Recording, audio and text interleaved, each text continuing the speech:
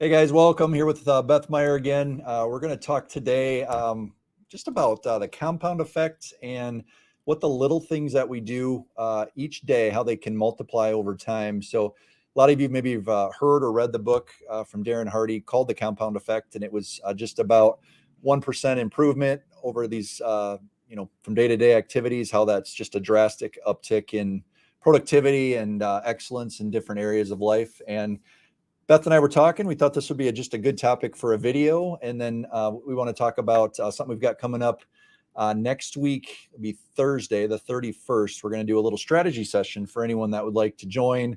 If you consider yourself an introvert and you're in mortgage or real estate, good chance that you'd get along with Beth and I well, and we have a lot in common. So we'd like to talk about that. So if you're interested in that, we'll talk about it here at the end as well. But maybe just put in the comments interested, and we'll make sure that you get the details for next Thursday, the 31st, 1:30 Central Time. So no cost, no pressure. It's just a chance to share ideas and hopefully help each other grow throughout the group. So Beth, why don't you kick us off? Compound effects, little things that seem so minute in your day and maybe take very little time or are easy to do, but really help long term in your business. And you could look back a year, 5 years later and be like, that one thing consistently over time really move the needle. So Beth, we've got four, you've got two, I've got two. What's number one on your list, Beth?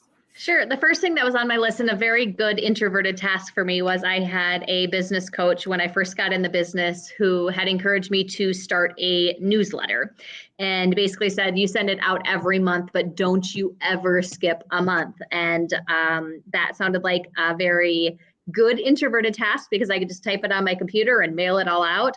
But also I'm a rule follower. So when somebody tells me to do something every month, I certainly follow the rules and do it. And I'm now 9 years in the business and I'm still sending out newsletters every single month. And I really feel like that has compounded into staying top of mind, people knowing that I'm in the business. But also my newsletter is not all about business. It's about like what I'm doing in my personal life in that particular month, whether it was struggling to, deal with my kids or going on a vacation or something I profoundly learned from somebody else, whatever it is, those newsletters have been good. And I've had clients say, I know how fast the months go because of how fast your newsletters come in the mail. And that shows me that that is keeping me top of mind, but yet it's simple because I do one newsletter and I can mass produce it. So I got a question then, unpack that a little bit. How you've sent if you've been doing that for 9 years, you've sent probably over 100 newsletters then over the course of that time. How many did you start with? Was it friends and family? And then I would assume you add clients as you gain those throughout the years. What did that look like originally? What does it look like now? Like the number of people? Sure. Originally, it was probably like 50 people, and it was probably friends and family and people on my wedding list because I didn't have a lot of clients yet. And so it was just letting them know, hey, I'm in real estate, or like, hey, here's a listing that I have. This is what my family did over the summer. And then obviously, as I got new clients, I entered them into that database. And then that database is now what obviously gets marketed to when I send that out. So I have well over 300 that I send out now every single month to all of my clients. And of course, like some of those people have dropped from my list because I maybe started mailing to my grandma in Minneapolis, and now I don't necessarily need my grandma in Minneapolis on my newsletter anymore, and I need more of my clients on it. But it's been a good evolution. So when you say newsletter, is that like real personal stuff? Is it market related? Is it maybe a mix of everything? What does it look like? Sure. So number one, I design it on Canva, and then it's the template that never changes other than the content that goes in it. So I'm not recreating the wheel every single month. But I start out with basically like a letter from Beth. And so that's the personal part. And then I usually try to do like a business highlight. So a personal business that's maybe in Sioux Falls that is like a hometown type of support business. And then oftentimes I'll just feature like my feature listings or the market stats for the month. But the biggest thing is really just filling in the blank of like what I want to talk about. And that's not too hard because I don't necessarily make it like a huge letter. I understand that people want to read things quickly and then probably discard it. It's just, here's a little insight into my life. Now I'm top of mind, throw it away, whatever. So I'm going to put you on the spot a little bit because we have not talked about this, but I wonder if there's others out there that are watching this that would like to copy something similar. maybe even putting that in the files in the group here in the comments, just a copy of what it looks like. So I think that's one of those things. It's so easy to start, and I was very guilty of this. Try it for a few months and then be like, it's not really working. It's not getting anything, and discontinue it. And you kept going for 9 years on that newsletter.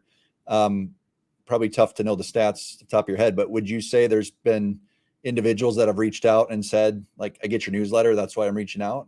You could Yeah, point. and I wouldn't say that I've had somebody say, well, because I got your newsletter, I'm reaching out so you can list my home. But I know that because they got my newsletter every month, I'm one of the reasons why they called me, because I was top of mind. Because just when they forget me, I'm in their mailbox again going, oh, wait, you can't, because here I am again. Perfect. Yeah, it makes a ton of sense. I think it's one of those things. It's easy to do. It probably takes you a certain amount of time each month, and in the grand scheme of things, everybody has the time to do that. It's just committing to actually doing it, and then to stick with it for, in your case, 9 years worth of newsletters. Really helps move the needle on that stuff. So great advice. First one of mine that comes to mind would be handwritten thank you cards or handwritten notes. And I actually was terrible at this. And Beth, I know I have the worst writing of anybody in this group.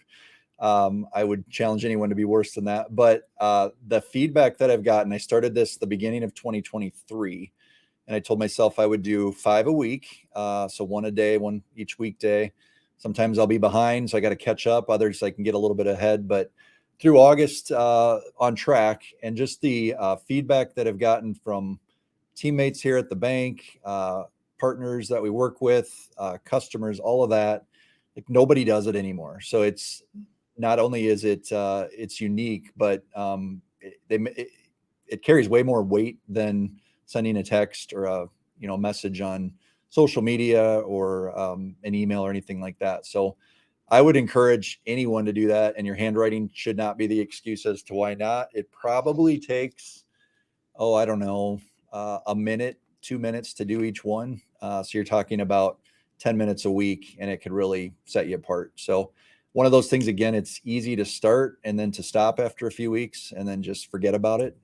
But collectively, that compound effect really works. So I don't know, any thoughts on that, Beth? Can you see that being good or bad? 100% it's good. And I hear some agents sometimes say, like, well, I struggle with what to put in it. Like, I'm sitting there staring at the blank card.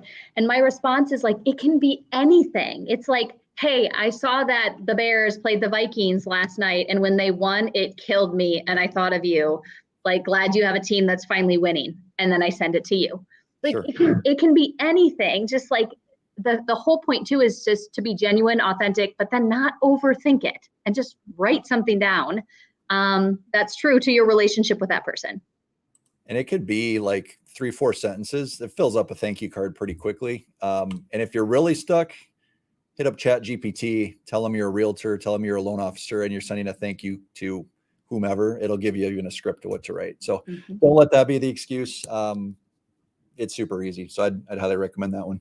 Beth, what do you got for a second one from your side there? What do you got for us? Another super introverted task is staying on social media. And so I have the goal of obviously trying to post every single day on social media.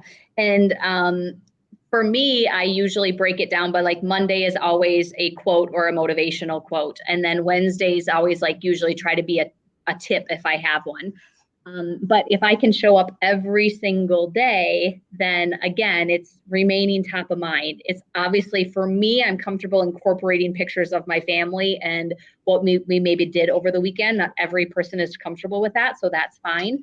But the tip is to kind of look at it and go, what can I hold myself accountable to so that I'm posting every single day, And that one too is sometimes hard to track. People are like, well, do you get a lot of business from social media?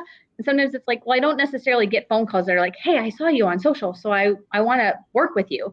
But when I started out in the business, I did have a lot of friends go, geez, I've been following you on Instagram. It seems like real estate's going really well for you.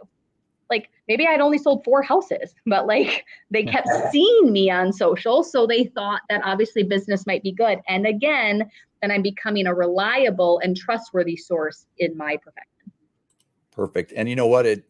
One post a day, 5, maybe 10 minutes to come up with something, actually post it out there.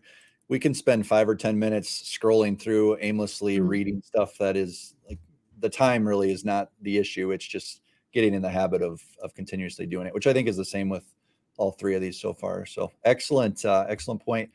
My second one would be doing a video a day. So again, beginning of the year, I'm like, what are 2 things that I could do that are really not that hard, but I know I'm just not consistently doing them. So thank you notes was one. Doing a video a day was the other. And it could be something like we're doing right now, Beth. It could be a one-to-one video to a client saying, "Hey, I really appreciated the working with you." It could be a short social media post, whatever, but one a day. I am honestly behind by about 5 to 7 videos right now, so I got to catch up. But it's stuff, again, it's not very time consuming. It's easy to do. It's so easy not to do. And then look up 2 or 3 months later and be like, "Oh, I haven't recorded since May. I probably should do one." So I think what we're talking about is just building the habits of doing the little things that 9 years from now, we look back and be like, "Wow, I'm really glad I did that." Right. Or you could look back 9 years and I wish I would have started that 9 years ago. So I just noticed this, Beth, the 4 things we came up with, we didn't really look at through the lens necessarily being an introvert, but they are all very introverted tasks. Even talking to a video, you don't have to be in front of people. You just have to be okay talking to a camera. So let's see, we've got the newsletter, introvert approved, right? We've got writing in some cards. Introverts can do that. Post on social media and record videos. So there's 4 things that everybody in this group should be able to potentially do. There's probably a lot more that we're not thinking of either. But Beth, what do you got to kind of take us home here on this one? Sure. I would say those are 4 simple things, but implementation is what is always like the killer of all of our business growth. And that's one thing that I think is so important, is that you may not like or need or have the time to implement all 4 of these ideas, but pick one of them or find something that works for you and just implement one thing really well. It's the fact that we never like push forward and challenge ourselves to like stay committed to what we said we were going to do. And then 2, in regards to that is Brent talked about how we want to do a live session, and we're going to do that on August 31st, 1:30 Central Time. It's really a strategy session, but also like a problem solving session. If there's something that you're needing help with in this market, whether you're a realtor or a lender, it's like we want to use that live session to bounce ideas off of each other, maybe help you through a situation, and really just kind of learn more about everybody that's in this group. So we'd love to have you at that day. Definitely. We'll put a link here in the post, and we'll post it in the group. But the more we're thinking about it, we'll probably just have it be a live session, but we won't record it and place it into the group for like playback, just because there might be things you want to talk about that you really don't want to broadcast to the rest of the group either, which is totally cool. So why don't you plan on that? Let's plan on that for August 31st, so next Thursday. Put some details in the group. If you're interested at all in sharing or even just listening in, you don't really even want to participate, but just be a part of the group and listen. Just put the comments interested below on this post here. We'll make sure everybody gets the details of that. And yeah, we'll be back again next Thursday to kind of hit that and see where we go. So Beth, appreciate the time, and have a great week, everybody. We'll talk to you again next week.